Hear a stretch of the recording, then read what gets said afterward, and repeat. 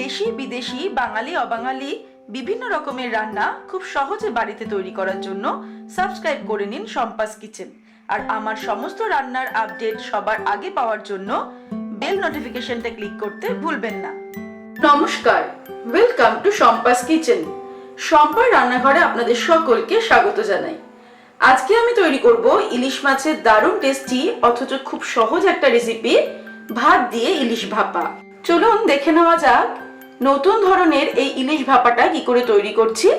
আমার রেসিপিটা ভালো লাগলে রেসিপিটাকে অবশ্যই লাইক করবেন, শেয়ার করবেন, আর রেসিপিটা কেমন লাগলো কমেন্ট সেকশনে কমেন্ট করে আমাকে জানাতে কিন্তু ভুলবেন না। ভাত দিয়ে ইলিশ ভাপা তৈরি করার জন্য আমাদের যে উপকরণগুলি লাগবে সেগুলি হলো, আমি ইলিশ মাছ নিয়েছি 4 পিস, ভালো করে ধুয়ে রেখেছি। 4টে কাঁচা লঙ্কা চিড়ে রেখেছি।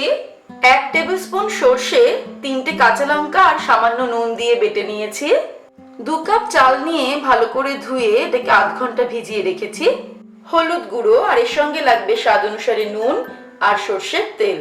ভাত দিয়ে ইলিশ ভাপা তৈরি করার জন্য সবার প্রথমে যে চালটা আমি এতক্ষণ ভিজিয়ে রেখেছি সেই চালটা দিয়ে আমি ভাত তৈরি করতে দেব। আর ভাতটা তৈরি করার জন্য একটু বেশি পরিমাণে জল দেব, যাতে ভাতটা একদম ঝরঝরে হয়।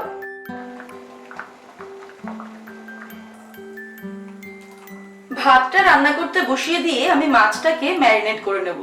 তার জন্য একটা বড় সাইজের টিফিন বক্স নিয়েছি, এর মধ্যে আমি বেটে রাখা সর্ষেটা দিয়ে দিয়েছি।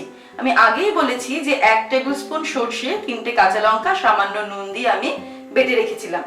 এবার এর মধ্যে আমি অ্যাড করছি হলুদ গুঁড়ো, 1/2 টিস্পুন হলুদ গুঁড়ো দিলাম। চিড়ে রাখা কাঁচা লঙ্কাটা দিয়ে দেব। 1 টিস্পুন নুন দিলাম। সর্ষের তেল দেব 2 টেবিল স্পুন। 2 টেবিল স্পুন সর্ষের তেল দিলাম। ভালো করে মিশ্রণটাকে আমি মাখিয়ে নিচ্ছি।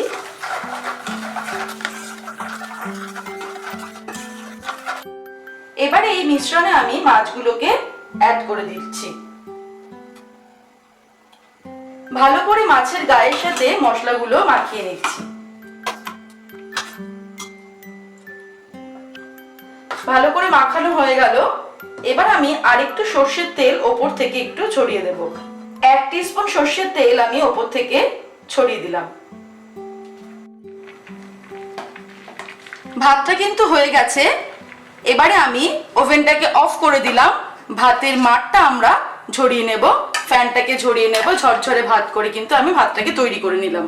গরম ভাতের ফ্যানটা ঝরিয়ে একটু দেরি না করে আমরা এর মধ্যে ভাতটাকে দিয়ে দেব।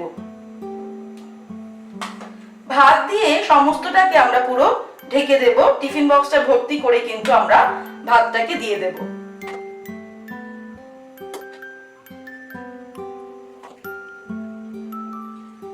আগে কিন্তু নুনটাকে চেক করে রাখতে হবে। নুন আর ঝালটা নিজেদের স্বাদ অনুসারে আমরা অ্যাড করব। এরকম ভাবে ভাত দিয়ে সম্পূর্ণটা আমি ঢেকে দিলাম। খুব তাড়াতাড়ি এটা করতে হবে যাতে ভাতটা কোনো মতেই ঠান্ডা না হয়ে যায়।